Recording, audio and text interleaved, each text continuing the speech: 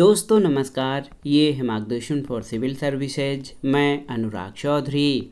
दोस्तों, भारतीय इतिहास के महत्वपूर्ण प्रश्नों के अध्ययन के क्रम में इस वीडियो में प्रस्तुत है पूर्व मध्यकालीन दक्षिण भारत से संबंधित महत्वपूर्ण प्रश्नों का रिवीजन, जो आपके आगामी विभिन्न परीक्षाओं जैसे TGT, PGT, LT grade, government inter college प्रवक्ता, गवर्नमेंट डिग्री कॉलेज, उच्चतर शिक्षा असिस्टेंट प्रोफेसर, केंद्रीय विद्यालय संगठन और नेट जेआरएफ के साथ विभिन्न राज्य लोक सेवा आयोगों द्वारा आयोजित परीक्षाओं के सामान्य ज्ञान और सामान्य अध्ययन के भारतीय इतिहास खंड के लिए बहुत ही उपयोगी है। तो आइए शुरू करते हैं पूर्व मध्यकालीन दक्षिण भारत से संबंधित महत्वपूर्ण प्रश्नों को।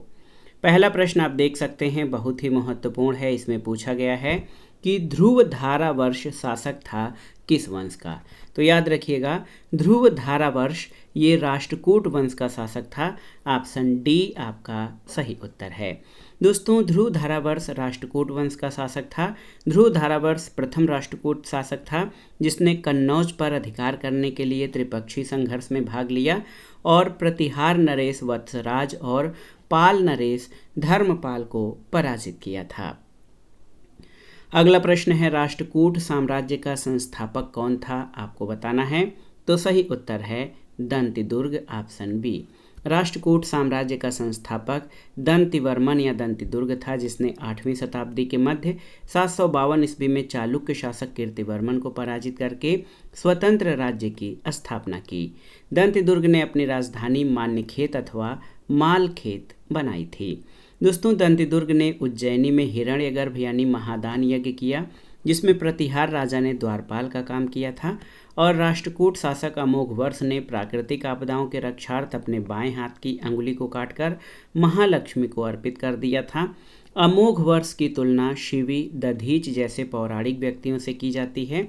और राष्ट्रकूट शासक इंद्र तृतीय के समय भारत आए अरब यात्री अल मसूदी के अनुसार राष्ट्रकूट राजा बलहारा या बल्लभराज भारत का सर्वश्रेष्ठ राजा था। और राष्ट्रकूटों ने अपने राज्यों में मुसलमान व्यापारियों को बसने और इस्लाम के प्रचार की स्वीकृति दी थी। अगला प्रश्न है, निम्नलिखित राष्ट्रकूट शासकों में से किसने जैन धर्म के दिगंबर संप्रदाय को उदारतापूर्वक संरक्षण दिया था। ऑप्शन है राजाधिराज, इंद्रदुति, ध्रुव या अमोघवर्ष। तो सही उत्तर अमोघवर्ष ने। राष्ट्रकूट शासक अमोघवर्ष, जिसका शासनकाल 814 से 878 ईस्वी था, इसने जैन धर्म के दिगंबर संप्रदाय को उदारतापूर्वक संरक्षण दिया। आदि पुराण के लेखक जिनसेन अमोघवर्ष के गुरु थे। प्रसिद्ध जैनाचार्य और गणित सार संग्रह के लेखक महावीराचार्य उसके दरबार में रहते थे। अमोघवर्ष ने वनवासी में जैन विहार बनवाया और अमोघवर्ष ने कवि राजमार्ग की रचना की थी। अमोघवर्ष का जन्म नर्मदा तट पर श्री भवन के युद्ध शिविर में हुआ था और जैन धर्म के प्रभाव में अमोघवर्ष ने सिंहासन का त्याग किया था। अगला प्रश्न है, राष्ट्रकूट किसके वंशज थे, आपको बताना है। तो सही उत्तर वादामी के चालुक्य के।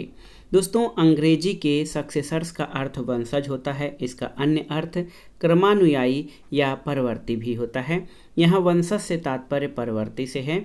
बादामी के चालुक्यों को अपदस्थ करने वाले राष्ट्रकूट मूलतः लट्टलूर यानी महाराष्ट्र के उस्मानाबाद जिले के वर्तमान लाटूर के निवासी थे। लेखों में उन्हें लट्टलूर पुरावधीश्वर कहा गया है। इस कुल के लोग चालुक्यों के राज्य में जिलाधिकारी यानी राष्ट्रकूट थे। वन दिंदोरी और राधनपुर के लेखों में वर्णन मिलता है कि कृष्ण ने चालुक्य सेना के समुद्र को विमथित कर उसकी राजधानी, उसकी राजलक्ष्मी को प्राप्त कर लिया। और कृष्ण प्रथम के साथ युद्ध में बादामी के चालुक्य शासक कीर्तिवर्मा और उसके सभी पुत्र मारे गए, जिसके फलस्वरूप बादामी पर राष्ट्रकूटों का अधिकार हो गया। अगला प्रश्न है कि किस राजवंश ने गुर्जर प्रतिहारों पर दबाव डालने के लिए अरबों से मित्रता की, मस्जिद एवं कानून बनाने के साथ व्यापारिक सुविधाएं प्रदान की। तो सही उत्तर राष्ट्रकूटों ने। दोस्तों, राष्ट्रकूटों ने गुर्जर प्रतिहारों पर दबाव डालने के लिए अरबों से मित्रता की, मस्जिद और कानून बनाने के साथ व्यापारिक सुविधाएं प्रदान की। राष्ट्रकूटों के एलोरा यानी महाराष्ट्र के मंदिरों में कैलाश मंदिर अपनी आश्चर्यजनक शैली के लिए विश्व प्रसिद्ध है। इसका निर्माण कृष्ण प्रथम ने करवाया था। उसके काल में शैव मंदिर और मूर्तियों का निर्माण मुख्य रूप से हुआ। एलिफेंटा, जोगेश्वरी, मंडपेश्वर जैसे स्थान कलाकृतियों के निर्माण के प्रसिद्ध केंद्र बन गए। रामेश्वरम गुहा मंदिर गुहा शैली के निर्माण के प्रारंभ का द्योतक है और 8वीं सदी के अंत में सीता की नहानी गुफा की रचना की गई। अगला प्रश्न है, राष्ट्रकूट वंश का महान शासक कौन था? ऑप्शन है ध्रुव, गोविंद तृतीय, कृष्ण द्वितीय या गोविंद चतुर्थ। तो सही उत्तर कृष्ण द्वितीय। राष्ट्रकूट वंश का महान शासक गोविंद तृतीय था। इसने पल्लव, पांड्य, केरल और गंग राजाओं द्वारा बनाए गए संघ को ध्वस्त कर दिया। राष्ट्रकूट राजाओं में गोविंद तृतीय अपने अद्वितीय साहस, कूटनीतिज्ञता, सेना नायकत्व आदि गुणों के कारण सर्वश्रेष्ठ शासक था। उसका काल राष्ट्रकूट शक्ति का चरमोत्कर्ष का काल था। राष्ट्रकूटों के अभिलेख में उनका मूल निवास स्थान लट्टलूर यानी आधुनिक लाटूर जिला बीदर माना गया है, किंतु बाद में एलिचपुर में इस वंश का राज्य स्थापित हुआ। राष्ट्रकूट बादामी के चालुक्यों के सामंत थे और राष्ट्रकूट शासक कृष्ण प्रथम ने एलोरा के प्रसिद्ध कैलाश मंदिर यानी गुहा मंदिर का निर्माण कराया था। अगला प्रश्न है, हिंदू, जैन और बौद्ध तीनों ही धर्मों का प्रतिनिधित्व करने वाली गुफा कौन सी है? तो सही उत्तर एलोरा। महाराष्ट्र राज्य के औरंगाबाद जिले में एलोरा नामक गुफा मंदिरों के लिए प्रसिद्ध है। यहाँ से 6वीं से 11वीं शताब्दी तक के निर्मित 34 गुफाएं हैं, जिनमें से अधिकांश हिंदुओं की तथा कुछ बौद्धों और जैनियों की हैं। एलोरा का सबसे प्रसिद्ध कैलाशनाथ मंदिर है, जिसका निर्माण राष्ट्रकूट कृष्ण प्रथम 756 से 773 ईस्वी ने कराया था। अजंता की गुफाएं महाराष्ट्र में स्थित हैं। इनकी संख्या 29 है।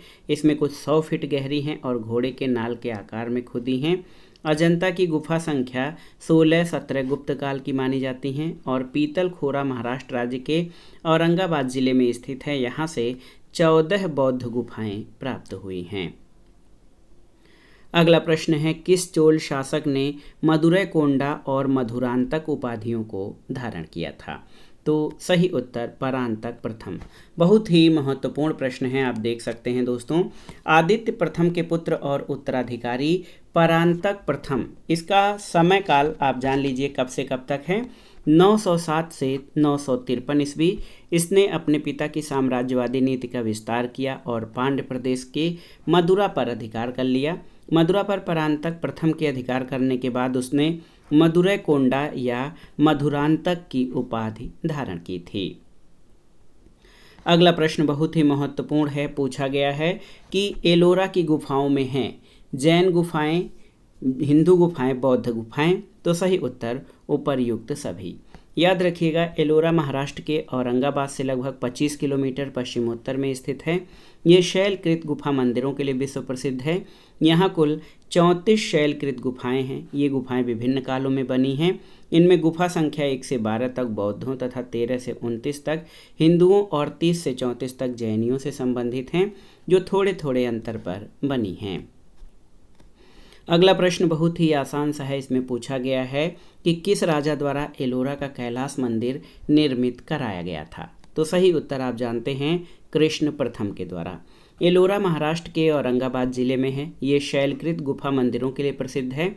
यहाँ हिंदू के 12, बौद्ध के 17 और जैन के 5 से संबंधित कुल 34 शैलकृत गुफाएं स्थित हैं। एलोरा के विश्व प्रसिद्ध कैलाश मंदिर का निर्माण द्रविड़ शैली में राष्ट्रकूट शासक कृष्ण प्रथम ने कराया था। अगला प्रश्न है, किसने चोल वंश की स्थापना एक स्वतंत्र शक्ति के रूप में की थी? तो उत्तर है विजयालय ने। दोस्तों, चोल वंश की स्थापना एक स्वतंत्र शक्ति के रूप में विजयालय ने की थी। पल्लवों और पांड्यों के निरंतर संघर्ष की स्थिति में पांड्यों की निर्बल स्थिति का लाभ उठाकर विजयालय ने तंजौर पर अधिकार कर लिया और लगभग 871 ईस्वी तक राज्य किया था। अगला प्रश्न है, अरुमोलिवर्मन किस चोल सम्राट का नाम था? तो सही उत्तर परांतक द्वितीय का पुत्र, जो राजराज प्रथम के नाम से प्रसिद्ध हुआ था। तो सही उत्तर ऑप्शन ए हो जाएगा। राजराज प्रथम को अरुमोलिवर्मन कहा जाता है, जो परांतक द्वितीय का पुत्र था। अगला प्रश्न है, गंगैकोंड की उपाधि किसने धारण की? तो राजेंद्र चोल, जो कि चोल वंश का शासक था, इसने गंगैकोंड की उपाधि धारण की थी। राजा राज प्रथम की मृत्यु के बाद उसका योग्यतम पुत्र राजेंद्र प्रथम सम्राट बना। उसने अपने पिता की साम्राज्यवादी नीति को आगे बढ़ाया। राजेंद्र प्रथम का काल चोल शक्ति का चरमोत्कर्ष काल था। राजेंद्र प्रथम के बारे में कहा गया है कि उसने बंगाल की खाड़ी को चोल झील का स्वरूप प्रदान किया और 1017 ईस्वी में उसने संपूर्ण सिंघल द्वीप यानी श्रीलंका को जीत लिया और वह सिंघल राजा महेंद्र पंचम को बंदी बनाकर चोल राज्य में लाया। उसने पवित्र गंगा जल लाने के उद्देश्य से गंगा घाटी में आक्रमण किया और पाल शासक महिपाल प्रथम को पराजित किया। इस विजय के उपलक्ष्य में उसने गंगैकोंड की उपाधि धारण की और गंगैकोंड चोलपुरम नामक नई राजधानी की स्थापना की। नई राजधानी के निकट ही उसने सिंचाई के लिए चोलगंगम नामक विशाल तालाब का निर्माण भी कराया था। द्रविड़ देश में चोल आधिपत्य की स्थापना वास्तव में परांतक प्रथम 907 से 955 ईस्वी के समय में हुई। परांतक के शासनकाल के 12वें और 14वें वर्ष के प्रसिद्ध उत्तर मेरूर अभिलेखों से चोलकालीन स्थानीय स्वशासन और ग्राम प्रशासन का समग्र चित्र मिलता है। चोल शासक वीर राजेंद्र 1064 से 1070 ईस्वी के काल में पश्चिमी चालुक्य नरेश सोमेश्वर प्रथम ने कूडम संगमम में चोलों को पुनः युद्ध के लिए ललकारा, किंतु असाध्य रोग के कारण युद्ध क्षेत्र में उपस्थित न हो सका। अपने अपमान और रोग से त्रस्त होकर उसने तुंगभद्रा में डूबकर आत्महत्या कर ली थी। अगला प्रश्न है, गंगैकोंड चोलपुरम में किसने बृहदेश्वर मंदिर का निर्माण कराया था? तो उत्तर है राजेंद्र प्रथम ने। दोस्तों, गंगैकोंड चोलपुरम के बृहदेश्वर मंदिर का निर्माण राजराज प्रथम के पुत्र राजेंद्र चोल ने कराया था। इस मंदिर की योजना तंजौर के बृहदेश्वर मंदिर के समान है, लेकिन दोनों में कुछ विषमता मिलती है। ये मंदिर 340 फीट लंबा 110 फीट चौड़ा है। मंदिर की बाहरी दीवारों पर देवी देवताओं की मूर्तियां और विविध प्रकार के अलंकरण हैं, जो तंजौर के मंदिर की अपेक्षा अधिक सुंदर और कलापूर्ण हैं। अगला है, निम्नलिखित में से किस चोल शासक ने सुमात्रा और मलाया पर विजय प्राप्त की थी? आपको बताना है। तो सही उत्तर राजेंद्र प्रथम ने। दक्षिण पूर्व एशिया की विजय का श्रेय राजेंद्र प्रथम को दिया जाता है। दक्षिण पूर्व एशिया के श्री विजय यानी शैलेंद्र राज्य के अंतर्गत मलय प्रायद्वीप, जावा, सुमात्रा और अन्य द्वीप शामिल थे। मालदीव की विजय का श्रेय राजराज प्रथम को प्राप्त है। ऑप्शन बी आपका सही उत्तर है। अगला है, निम्नलिखित में से किस शासक ने चीन में 2 बार व्यापारिक दूत मंडल भेजा था? आपको बताना है। तो सही उत्तर राजेंद्र प्रथम ने। चोल शासकों द्वारा चीन में कुल 4 प्रतिनिधि मंडल भेजा गया। पहला राजराज प्रथम द्वारा, जो 1150 दिनों की यात्रा के बाद 1015 ईस्वी में चीन पहुंचा। दूसरा मिशन राजेंद्र प्रथम द्वारा भेजा गया, जो 1120 ईस्वी में पहुंचा। पुनः राजेंद्र प्रथम द्वारा तीसरा मिशन भेजा गया, जो 1033 में पहुंचा। चौथा मिशन कुलोतुंग प्रथम द्वारा भेजा गया, जो 1077 ईस्वी में चीन पहुंचा था। अगला प्रश्न है, लंका को किस शासक ने जीता था? ऑप्शन है राजेंद्र चोल, राजराज चोल, परांतक चोल या राजेंद्र द्वितीय। तो सही उत्तर राजेंद्र चोल। चोल राजा राजेंद्र प्रथम ने सिंघल द्वीप या श्रीलंका विजय सीलोन का कार्य पूर्ण किया। राजराज प्रथम ने भी श्रीलंका पर आक्रमण कर वहां कुछ प्रदेशों पर अपना अधिकार किया था, किंतु संपूर्ण श्रीलंका पर उसका अधिकार नहीं हो पाया था। राजेंद्र प्रथम ने वहां के शासक महेंद्र पंचम को बंदी बनाकर चोल राज्य भेज दिया, जहां 12 वर्ष बाद उसकी मृत्यु हो गई और संपूर्ण श्रीलंका पर राजेंद्र का अधिकार हो गया था। अगला प्रश्न है, चोलकालीन स्थानीय स्वशासन और ग्राम व्यवस्था के अंतर्गत सभा नामक संस्था कहाँ कार्यरत थी? आपको बताना है। वलनाडु में, नाडु में, ब्राह्मण को दान दिए जाने वाले गांव में या फिर साधारण गांव में? आपको बताना है। तो सही उत्तर क्या हो जाएगा? ब्राह्मण को दान दिए जाने वाले गांव में सभा नामक संस्था कार्यरत थी। चोलकालीन स्थानीय स्वशासन और ग्राम व्यवस्था के अंतर्गत सभा नामक संस्था अग्रहार यानी ब्राह्मणों को दान में दिए गए ग्रामों में होती थी। ऐसे ग्रामों को ब्रह्मदेय अथवा मंगलम भी कहा गया है। अग्रहार ग्रामों में मुख्यतः विद्वान ब्राह्मण निवास करते थे। इसमें शासन के लिए महाजन नामक संस्था थी, जिसमें ब्राह्मणों के प्रतिनिधि शामिल थे। सभा मुख्यतः समितियों के माध्यम से कार्य करती थी, जिन्हें वारियम कहा गया है। वारियर सभा द्वारा किसी कार्य विशेष के लिए नियुक्त व्यक्तियों को कहा जाता था और ग्राम सभा की बैठकें प्रायः मंदिरों या मंडपों में होती थीं। बैठक के लिए निर्धारित स्थान को ब्रह्म स्थान कहा जाता था। अगला प्रश्न है, किस चोल शासक ने श्रीलंका में अपनी स्वर्ण और ताम्र की मुद्राओं का प्रचलन कराया था? तो यहाँ पर ऑप्शन है कुलोतुंग प्रथम, कुलोतुंग द्वितीय, राजराज प्रथम या राजाधिराज। तो सही उत्तर क्या हो जाएगा? राजराज प्रथम। बहुसंख्यक स्वर्ण, रजत और ताम्र सिक्कों का संबंध राजराज प्रथम से स्थापित किया जाता है। इसने चोल साम्राज्य की सीमाओं को अत्यंत विस्तृत कर दिया। उत्तर में उसके सैन्याभियान और उसके वर्चस्व स्थापन को संकेतित करने वाले मुद्रा प्रकारों पर उत्तम चोल के शासनकाल से चले आ रहे मुद्रा प्रतीक, व्याघ्र, मीन और जहाज का अंकन मिलता है। इस पर नागरी लिपि में राजराज का अंकन मिलता है। राजराज की बहुसंख्यक ऐसी मुद्राएं मिली हैं जिस पर खड़ी आकृति या बैठी हुई आकृति का अंकन है। दक्षिण भारतीय मुद्राओं के परिप्रेक्ष्य में ये इसलिए महत्वपूर्ण है कि सबसे पहले राजराज के काल में प्रारंभ की गई थी और इस प्रकार की मुद्राओं में स्वर्ण, रजत और ताम्र सभी मुद्राएं शामिल हैं। विकल्प सी आपका सही उत्तर है। अगला प्रश्न है, चोल राजा किस मत के संरक्षक थे? आपको बताना है। तो सही उत्तर है शैव मत के।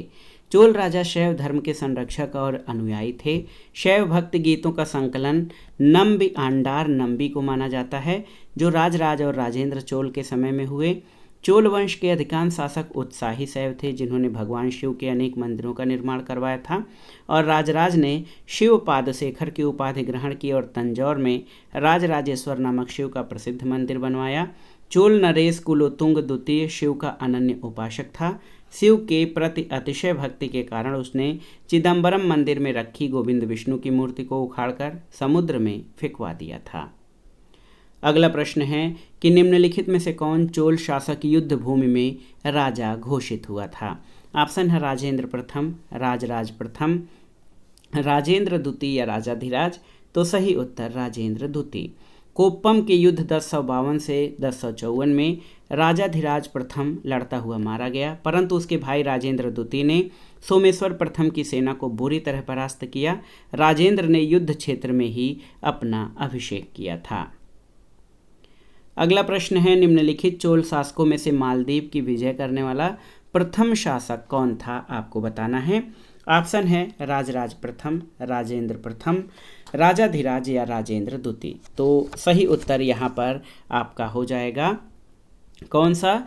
ये राजराज प्रथम, ऑप्शन ए। मालदीव की विजय करने वाला प्रथम चोल शासक राजराज प्रथम था। राजराज प्रथम चोल साम्राज्य का वास्तविक संस्थापक था। राजराज प्रथम ने केरल, पांड्य, उत्तरी सिंहल, कलिंग, पश्चिमी गंग और मालदीव को जीता था और राजाधिराज प्रथम ने कल्याणी के चालुक्यों को लूटा और वहां अपना राज्याभिषेक किया। इसकी मृत्यु कोप्पम के युद्ध क्षेत्र में हुई।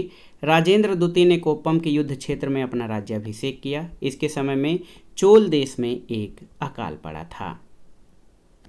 अगला प्रश्न है, निम्नलिखित में से किससे चोल साम्राज्य के प्रशासनिक प्रभागों का सही अवरोही क्रम ज्ञात होता है?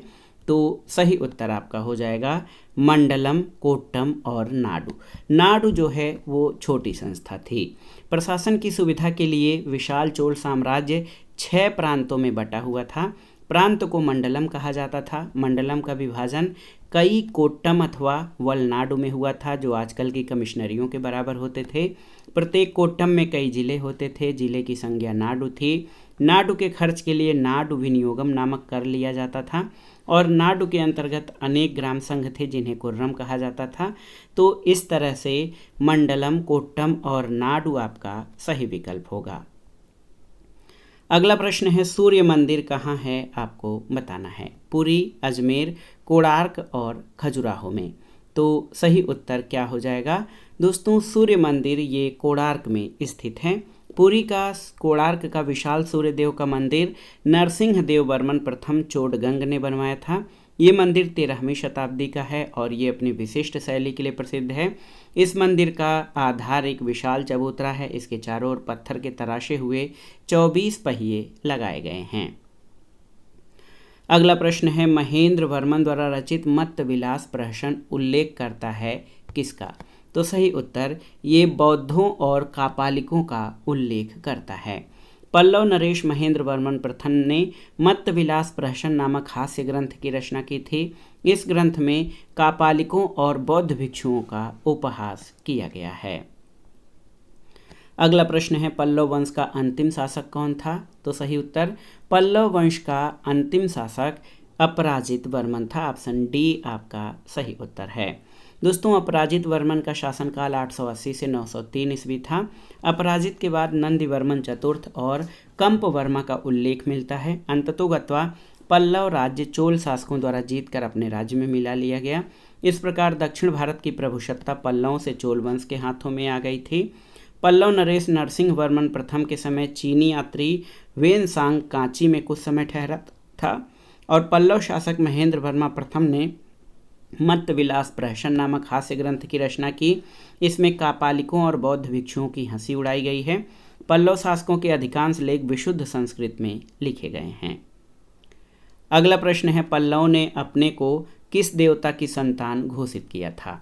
तो सही उत्तर है, पल्लव ने अपने को ब्रह्मा और विष्णु दोनों की संतान घोषित किया था। तो यहाँ पर ए और बी दोनों, ऑप्शन डी सही उत्तर हो जाएगा। दोस्तों याद रखिएगा, मामल्लपुरम प्रशस्ति से पल्लवों की वंशावली मिलती है। इससे स्पष्ट है कि इन्होंने अपने को ब्रह्मा और विष्णु की संतान घोषित किया था।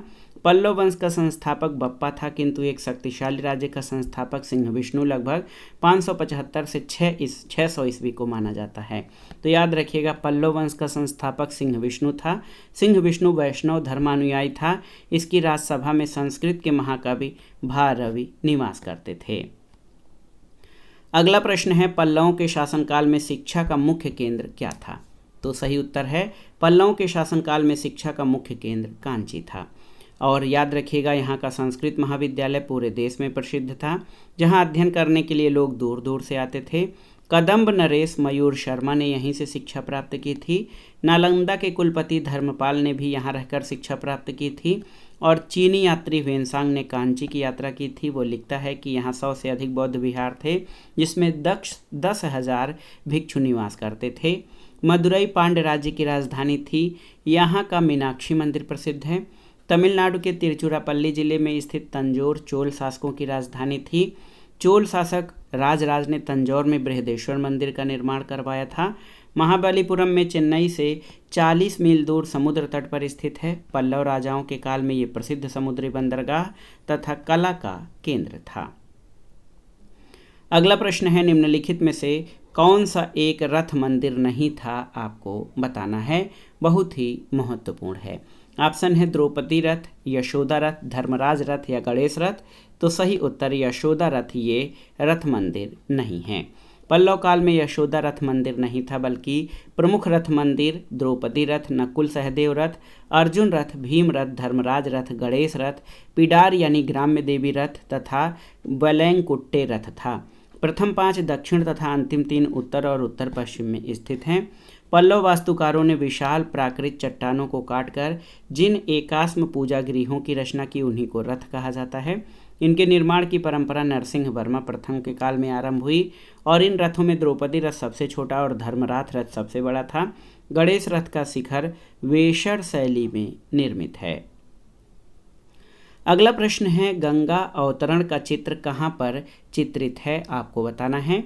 तो सही उत्तर गंगा अवतरण का दृश्य ये मामल्लपुरम में चित्रित है। ऑप्शन डी आपका सही उत्तर है। इसके अंतर्गत 2 प्रकार के स्मारक बने, मंडप तथा एकास्मक मंदिर, जिनको रथ कहा गया है। इस शैली में निर्मित सभी स्मारक मामल्लपुरम महाबलीपुरम में विद्यमान हैं। मामल्ल शैली के रथ अपनी मूर्तिकला के लिए प्रसिद्ध हैं। नकुल सहदेव रथ के अतिरिक्त अन्य सभी रथों पर विभिन्न देवी देवताओं जैसे दुर्गा, इंद्र, शिव, गंगा, पार्वती, हरिहर, ब्रह्मा, स्कंद आदि की मूर्तियाँ उत्कीर्ण मिलती हैं।